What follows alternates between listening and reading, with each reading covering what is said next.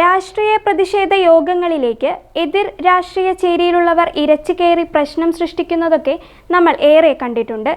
തെരുവുനായ ആക്രമണത്തിനെതിരായ പ്രതിഷേധം തെരുവുനായ അലങ്കോലപ്പെടുത്തിയ സംഭവം കേട്ടുകേൾവിയില്ല. ഒടുവിൽ അതും സംഭവിച്ചു. തെരുവുനായ ആക്രമണത്തിനെതിരെ ബോധവൽക്കരണ നാടകം കളിക്കുന്നതിനിടെ നടനെ സ്റ്റേജിൽ കയറി നായ കടിച്ചു. കണ്ണൂർ മയ്യിൽ പ്രദേശത്ത് കണ്ടക്കൈ കൃഷ്ണപിള്ള സ്മാരക വായനശാലയിൽ നാടകം അവതരിപ്പിച്ച പി രാധാകൃഷ്ണനാണ് കടിയേറ്റത്. തെരുവുനായ ശല്യത്തിനെതിരെയുള്ള ബോധവൽക്കരണ പരിപാടിയിൽ തന്റെ ഏകപാത്ര നാടകമായ പേക്കാലം അവതരിപ്പിക്കുകയായിരുന്നു രാധാകൃഷ്ണൻ.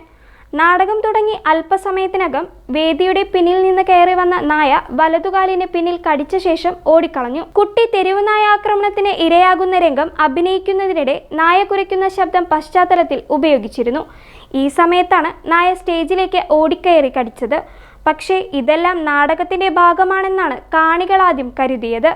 10 മിനിറ്റോളം വേദന സഹിച്ച് നാടകം പൂർത്തിയാക്കിയ ശേഷമാണ് രാധാകൃഷ്ണൻ സംഘാടകരെ വിവരമറിയിച്ചത്. തുടർന്ന് പരിയാരം മെഡിക്കൽ കോളേജ് ആശുപത്രിയിൽ ചികിത്സ തേടി.